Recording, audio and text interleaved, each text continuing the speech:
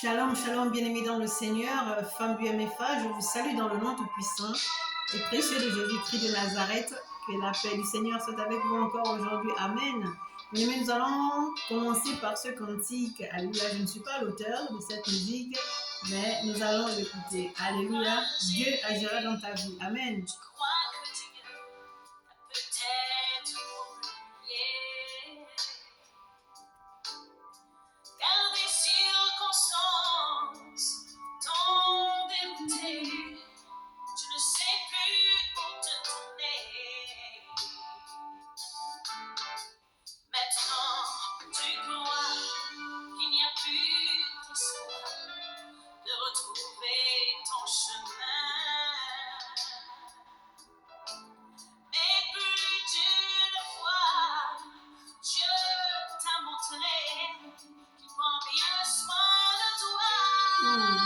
N'oublie pas, n'oublie jamais Dieu. Il prend soin de toi. Alléluia. Ne te décourage pas, même dans les pires moments. Crie à lui, il agira. Il entendra tes cris. Non seulement il les entendra, mais il agira. Amen.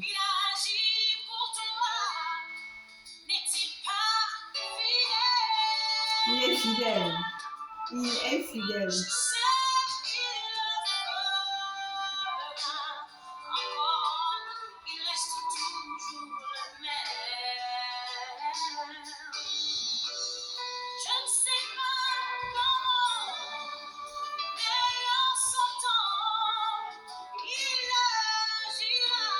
Il agit toujours en son temps et son temps est le meilleur. Alléluia.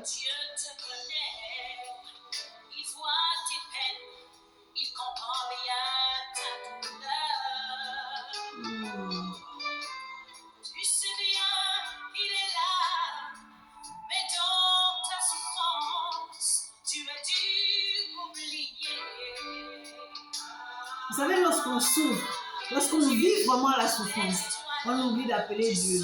On oublie de crier à lui. Alléluia. Alors qu'il est là pour nous.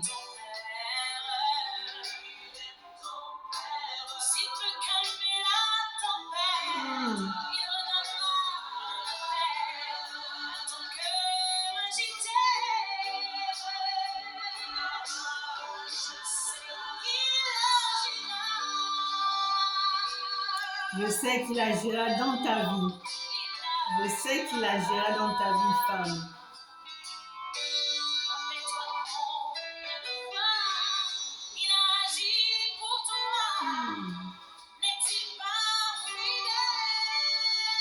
Oui, il est fidèle.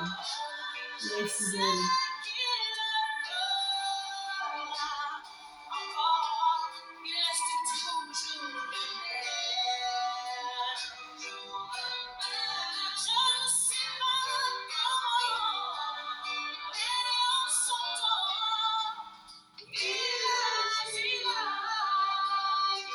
En son temps, il agira. Je ne sais pas quand, comment, mais il agira. Amen. Il est Dieu. Il est Dieu. Non, il est le même hier, aujourd'hui et éternellement.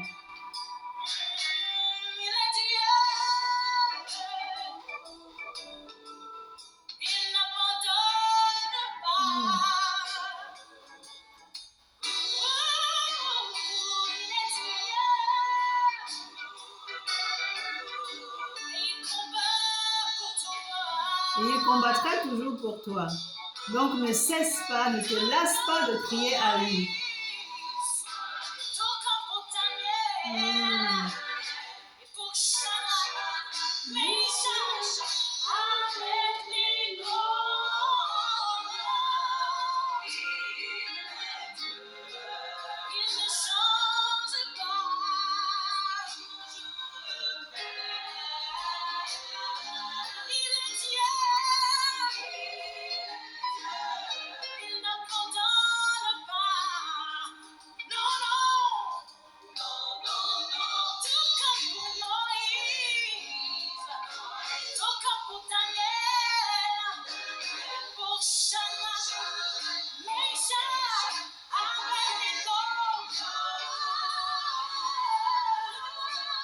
S'il ne les a pas abandonnés, est-ce que c'est toi qui l'abandonneras? Non. Non, il sera toujours devant toi et il agira toujours. Alors, femme, combattue, mais pas abattue. Amen. Jésus est là avec toi. Il est fidèle. Il ne changera pas. On te combattra, mais ne te laisse pas abattre. Amen.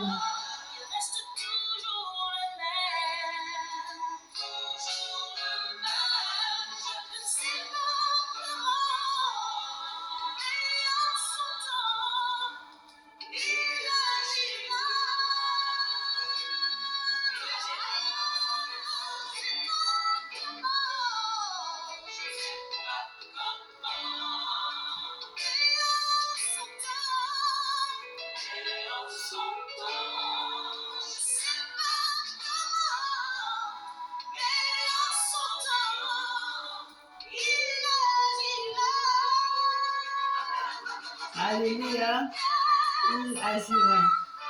Comment? Mais ce que je sais, c'est qu'il agira. Amen. Notre Dieu est merveilleux, femme. Combattu, mais pas abattu. Pourquoi? Parce que notre Dieu est là. Alors, j'aimerais m'adresser à une femme comme d'habitude. Tu seras combattu, mais ne te laisse pas abattre. Combattu, mais pas abattu. Amen. Bien-aimés dans le Seigneur, nous ne pouvons rien faire sans notre Christ. Sans notre Dieu, nous ne pouvons rien faire. Donc, à chaque situation, femme, tu dois crier à Dieu. Ce n'est pas parce qu'on te combat, amen, que tu vas baisser les bras. Tu peux peut-être être abattu un moment, mais relève-toi. Parce que personne ne le fera pour toi. Femme, j'aimerais te dire que tu es très précieuse pour Dieu. Il compte beaucoup sur toi. Il a des grandes choses à faire avec toi. Femme, ne te sous-estime pas. Tu as de la valeur. Amen. Bien-aimé dans le Seigneur, tu seras toujours combattu. Ça commencera même dans ta propre maison. Alléluia. Nous allons lire la parole de Dieu. Mais avant de lire la parole de Dieu, je voudrais recommander ces moments au Saint-Esprit pour que le Saint-Esprit puisse prendre le contrôle de ces moments. Que le Saint-Esprit puisse toucher une femme abattue. Que le Saint-Esprit redonne la force à une femme désespérée. Alléluia. Femme, tu es combattue, mais tu n'es pas abattue. Lève-toi. Saint-Esprit, Saint-Esprit de Dieu, visite une femme cet après-midi. Localise une femme cet après-midi. Que celles qui sont abattues se réveillent. Saint-Esprit de Dieu, prend le contrôle de ces femmes qui sont à terre. Redonne-leur la force et qu'elles se lèvent et qu'elles prennent leur bâton de pèlerin et vont annoncer la bonne nouvelle. Merci Saint-Esprit de Dieu de prendre le contrôle. Amen. Donc, tu seras toujours combattu, femme. Ça commence par ta maison. Regarde ce que la parole de Dieu nous dit dans le livre de Matthieu chapitre 10 au verset 22. La parole de Dieu dit ceci. Vous serez haïs de tous à cause de mon nom, mais celui qui persévérera jusqu'à la fin sera sauvé. Donc, tu seras combattu par tout le monde. Mais la parole de Dieu dit, si tu persévères, tu seras sauvé. Donc, ça veut dire que tu ne dois pas baisser les bras. Tu ne dois pas baisser les bras. Ne te laisse pas avoir. Ne te laisse pas avoir par la fatigue. Ne te laisse pas avoir par les combats. Non, lève-toi. Est-ce que c'est facile? Non. Est-ce que c'est impossible? Non, tu peux le faire. Parce que Dieu t'a donné cette capacité, femme. On n'a pas dit que c'est l'homme qui écrasera la tête du serpent. On a dit que c'est la femme. Regardez, le serpent. C'est pas n'importe quel animal. On ne peut pas être ami avec le serpent. Donc le serpent, c'est ton ennemi. Donc tu ne peux pas baisser les bras devant ton ennemi. Il va te combattre. Mais toi, tu ne dois pas te laisser abattre. Tu te lèves et tu parles avec la parole de Dieu, pas avec tes propres mots. Ne laisse pas Dieu de côté. Alléluia. 2 Corinthiens 4, 8, 9 nous dit ceci. Je lis la parole de Dieu avec respect. Amen. 2 Corinthiens 4, à partir du verset 8 au verset 9, la parole de Dieu dit ceci. Amen. Nous sommes pressés de toute manière, mais non réduits à l'extrémité. Nous serons pressés, mais nous ne serons pas réduites. Femmes, les combats ne sont pas finis et les combats à venir ne sont pas faciles. Donc tu as intérêt à te mettre devant la face de Dieu pour te fortifier. Mets ton orgueil de côté. Ne dis pas je peux, tu ne peux pas toute seule. Amen. Dans la détresse, mais non dans le désespoir. Tu peux être dans la détresse, mais ne sois pas désespéré. Il y a toujours de l'espoir en Jésus-Christ de Nazareth. Amen. Persécuté, mais non abandonné. Tu seras persécuté, mais Jésus-Christ de Nazareth ne t'abandonnera jamais. D'où l'importance capitale d'avoir toujours le regard fixé sur lui, de lever toujours les yeux et les mains au ciel, parce qu'il est en haut, il n'est pas en bas. Alléluia. Abattu, mais non perdu. Tu seras abattu, mais tu ne seras pas perdu. Ça veut dire que Dieu ne t'abandonnera pas. Il sera là toujours avec toi. Alléluia. Bien-aimé dans le Seigneur, femme, je n'ai pas envie de te voir pleurer. Je n'ai pas envie de te voir acclamer comme ça. Je n'ai pas envie de te voir avec un regard lointain. Je n'ai pas envie de te voir te plaindre. Je n'ai pas envie de te voir lasse de tout. Je suis fatiguée. Plus rien ne m'intéresse. J'en ai marre. Mais dans cette vie-là, dans la vie où nous sommes là, c'est le combat. Si tu ne combats pas, si à chaque épreuve tu baisses les bras, je vous parle à vous, je me parle à moi aussi. Si nous baissons les bras à chaque fois qu'il y a une situation, c'est que nous n'avons rien compris. C'est que nous n'avons rien compris. Tu es persécuté, tu n'es pas la première à être persécutée. Jésus a été persécuté avant toi. Tu es rejeté, Jésus a été rejeté avant toi. Tu es insulté, Jésus a été insulté avant toi. Jésus a été abusé avant toi. On s'est moqué de lui. Alléluia. Donc femme, fortifie-toi et prends courage. Combat. Combat. La vie, c'est un combat. Ne reste pas les bras croisés, sinon tu n'y arriveras pas. Amen. Alléluia. Donc, j'aimerais dire à une femme ce soir que Jésus ne t'a pas abandonné, qu'il est avec toi. Il ne te laissera pas. Il sait que tu seras persécuté. Il sait que tu seras combattu. Il sait que tu seras méprisé. Il sait que tu seras humilié. Il le sait. Mais ce n'est pas pour autant qu'il ne t'a pas choisi pour le servir. C'est lorsque tu seras persécuté, humilié, rejeté, méprisé, que tu vas chercher véritablement la face de Dieu. Parce que si tu ne passes pas par toutes ces choses, tu ne chercheras pas Dieu. Tu as la paix. Est-ce que quand on a la paix, on cherche de l'aide? Non, on ne cherche pas de l'aide. Dieu t'a choisi pour aller chercher des âmes. Donc que les persécutions ne te freinent pas. Regardez ce qu'il dit dans le livre de Matthieu 28. Alléluia. Matthieu 28 au verset 19 à 20. La parole de Dieu nous dit ceci.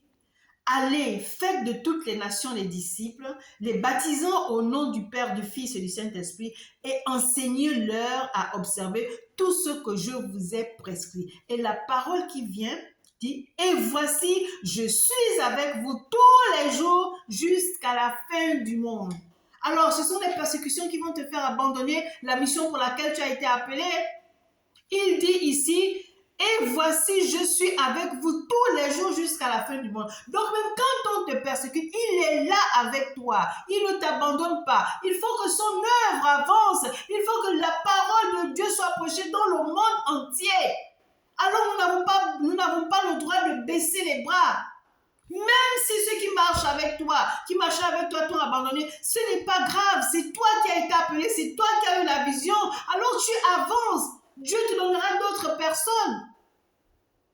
Il dit, il sera avec toi. tous les jours jusqu'à la fin du monde. Pourquoi veux-tu abandonner, femme?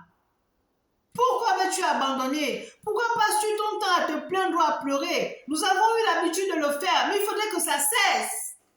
Et on avance parce qu'il nous a dit qu'il sera avec nous tous les jours jusqu'à la fin du monde. Alors tu as une mission que tu dois accomplir. Tu as un fardeau. L'évangile de Jésus doit être prêché dans tout le monde entier. Tu dois apprendre à ces personnes, alléluia, à observer tout ce que Jésus t'a prescrit. Qu'est-ce que ton Dieu t'a dit lorsqu'il t'a appelé dans le secret? Il t'a donné une mission, mais il t'a donné un message. Quel est le message que Dieu t'a donné pour son peuple? Il ne l'a pas donné à une autre personne. Il a donné ce message à toi. Alors tu as intérêt à te lever et aller proclamer cette parole. Aller proclamer ce message. Même si tu es persécuté, même si tu es combattu, même si tu es méprisé, rejeté, humilié, il dit, il sera avec toi tous les jours jusqu'à la fin du monde. Alors femme, lève-toi. Femme, lève-toi. Alléluia. Notre Dieu ne nous abandonne pas. C'est nous qui avons cette impression que nous sommes abandonnés par lui. Non, lui, il ne nous abandonne pas. Alors, femme, nous n'avons pas de raison de rester assise en train de pleurer parce que vous vous retrouvez seule. Mais tu as été appelée seule. Quand tu étais dans le secret avec Dieu, tu étais seule. Oui, ça fait mal quand on se sent abandonné. Et alors, est-ce que c'est une fait en soi? Non. Ce sont les réalités de la vie, femme. Quand tu es découragée, femme, ne pleure pas. Ne sois pas abattue. Alléluia. Va devant la face de ton Dieu. C'est-à-dire, tu vas dans la parole de Dieu. Et tu vas découvrir des merveilles qui vont te fortifier. Mais si quand tu es combattu, tu restes là. Tu ne cherches pas Dieu. Tu ne le verras pas. Tu le trouves où? Tu le trouves dans sa parole. Et tu vas trouver des paroles qui vont te réconforter. Il va te parler au travers de sa parole. Nous avons toujours l'habitude d'appeler, de dire oui, ça ne va pas et tout et tout. Mais ça ne va pas. Tu t'adresses à une personne qui a aussi besoin de Dieu. Alors qu'est-ce que tu dois faire? Mais tu dois aller devant la face de Dieu. Ça veut dire dans sa parole. Amen. Bien aimé, nous allons aller dans les psaumes. Que nous dit le psaume 34 à partir du verset 17 au verset 18? Alléluia. Le psaume 34 à partir du verset 17 au verset 18. La parole de Dieu nous dit ceci. Et l'Éternel tourne sa face contre les méchants pour retrancher de la terre leurs souvenirs. Amen. Et le verset 18 dit, quand les justes crient, l'Éternel entend et il les délivre de toute leur détresse. La parole de Dieu dit quoi? Quand le juste crie, alléluia, l'Éternel entend et l'Éternel les délivre de toute leur détresse. Non seulement l'Éternel entend tes cris, mais il te délivre de cette détresse. Ça veut dire qu'il agit, il a la solution à ta détresse. Amen. Le verset 19 nous dit quoi? L'Éternel est près de ceux qui ont le cœur brisé. Il les sauve et il sauve ceux qui ont l'esprit dans l'abattement. Mais si tu te détournes de sa face, est-ce que tu peux être réconforté? Non. Parce que tu n'auras pas lu sa parole. Tu ne serais pas allé devant sa présence alors qu'il te dit dans le verset 19 que l'Éternel est près de ceux qui ont le cœur brisé et il sauve ceux qui ont l'esprit dans l'abattement. Quand tu as le cœur brisé, quand tu as l'esprit dans l'abattement, si tu ne pars pas dans sa parole, est-ce que tu sauras qu'il est près de toi? Est-ce que tu sauras qu'il va te sauver? Non. Alors, lorsque tu te retrouves dans cette situation d'abattement, dans cette situation vraiment de rejet, de mépris, de fatigue, va dans la parole de Dieu. Va dans la parole de Dieu. Amen. Le verset 20 dit ceci. Le malheur atteint souvent le juste, mais l'Éternel en délivre toujours. Si tu reconnais que tu es juste devant ton Dieu, mais crie à ton Dieu. On dit que le malheur atteint souvent le juste, mais l'Éternel en délivre toujours. Pourquoi? Parce que tu es juste. Les gens viendront te condamner, les gens viendront dire n'importe quoi devant lui. L'accusateur sera là. Mais Dieu sait qui tu es. Tu es juste. Alors, bien-aimé dans le Seigneur, il te délivrera toujours de tous tes problèmes. Alléluia. Alors, lisez le psaume 34. Tu ne peux pas être tous les jours abattu et puis tu ne fais rien alors que Dieu est avec toi. Dans ta maison, tu as Dieu partout. Tu as la Bible dans ta chambre, dans la salle de bain, dans les toilettes, dans la cuisine, dans le salon. Ça veut dire que Dieu est partout. Mais tu ne le cherches pas. C'est toi-même qui as déposé les Bibles dans tous ces endroits. Mais tu oublies que Dieu est dans ta maison. Tu cherches le secours ailleurs. Tu es toujours au téléphone. Où tu sors? Tu dis, je vais prendre de l'air. C'est pas mauvais de prendre de l'air. Mais la situation reste la même. Pourquoi? Parce que tu ne t'es pas adressé à celui qui t'a mandaté pour la mission pour laquelle tu trimes en ce moment. Pourquoi? Parce que les gens t'ont laissé tomber, parce que, voilà, tu es faible. Mais qu'est-ce qui te fortifie? C'est Dieu. Quand Dieu t'a appelé, tu étais comment? Tu étais avec qui? Tu étais seul. Alléluia. Alors, femme, Dieu t'aime trop pour qu'à chaque épreuve, tu te décourages. Non. Non. Alléluia. Nous allons prendre le psaume 103. Amen. Le psaume 103 à partir du verset 13 au verset 14. La parole de Dieu dit ceci. J'ai la parole de Dieu avec respect. Comme un père a compassion de ses enfants, l'Éternel a compassion de ceux qui le craignent. Si tu crains l'Éternel, c'est que c'est ton père. Il a compassion de ses enfants. Il a compassion de ceux qui le craignent. Dieu ne peut pas t'avoir donné une mission que tu ne le craignes pas. Donc, quand tu as un problème, il n'est pas bien. Il a de la compassion pour toi. Alléluia. C'est quoi la compassion? C'est aimer profondément, avoir de la miséricorde et avoir une tendre affection envers un être. Alléluia. Donc, il a de la compassion, c'est-à-dire qu'il t'aime profondément. Mais toi, tu es tellement dans ton problème que tu oublies la miséricorde de Dieu. Tu oublies la main de Dieu. Tu oublies l'amour de Dieu. Alléluia. Dans la parole de Dieu, on trouve le réconfort parce que c'est Dieu lui-même. 103:13 dit ceci, le psaume. Comme un père a compassion de ses enfants, l'Éternel a compassion de ceux qui le craignent. Car il sait de quoi nous sommes formés. Il se souvient que nous sommes poussière. Il sait de quoi nous sommes formés, que nous sommes faibles. Sans lui, nous ne pouvons rien faire. Sans lui, nous ne sommes rien.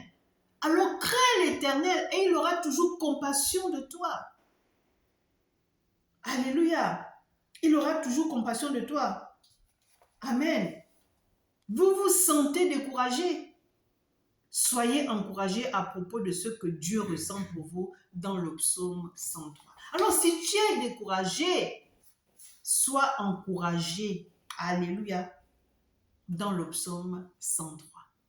Regardez cette belle parole dans le verset 13. Il dit, comme un père a compassion de ses enfants, l'Éternel a compassion de ceux qui le craignent. Il a de la compassion. C'est un amour profond. Femme, tu n'as pas le droit de baisser les mains. Tu n'as pas le droit de pleurer tous les jours. Tu n'as pas le droit de te plaindre. Est-ce que c'est agréable d'avoir... Tu es dans un foyer. Tu es marié, tu as des enfants. Est-ce que tu penses que c'est agréable d'avoir une femme qui pleure tout le temps? Ou bien des enfants qui ont une mère qui pleure tout le temps? Toi qui es censé amener la joie dans la maison.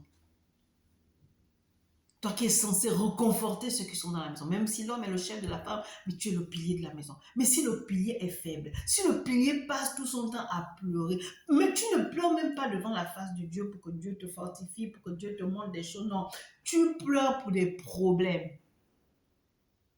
Est-ce que tu crois que c'est normal? Ce n'est pas normal.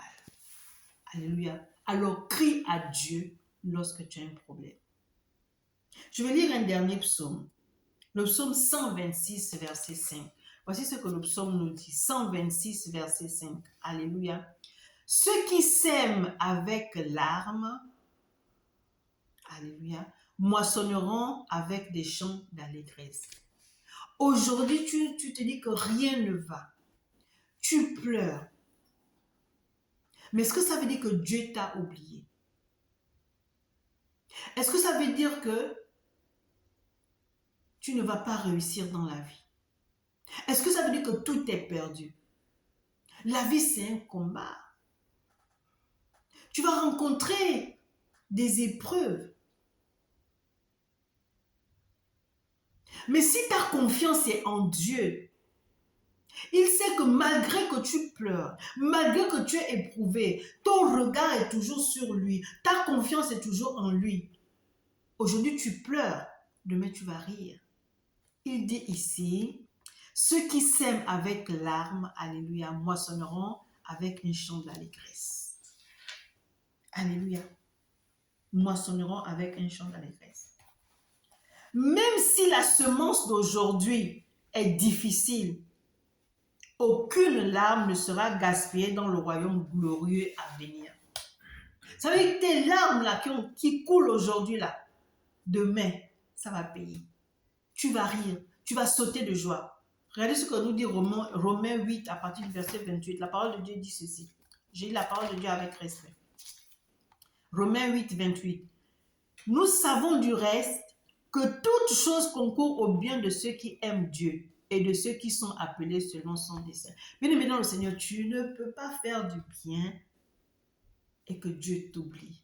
Même si tu pleures aujourd'hui, tu es rejeté, tu es méprisé, tu es humilié. Le fait que tu ne t'arrêtes pas sur ça, que ton regard est toujours sur Dieu, ta confiance est toujours en lui, il ne t'abandonnera pas.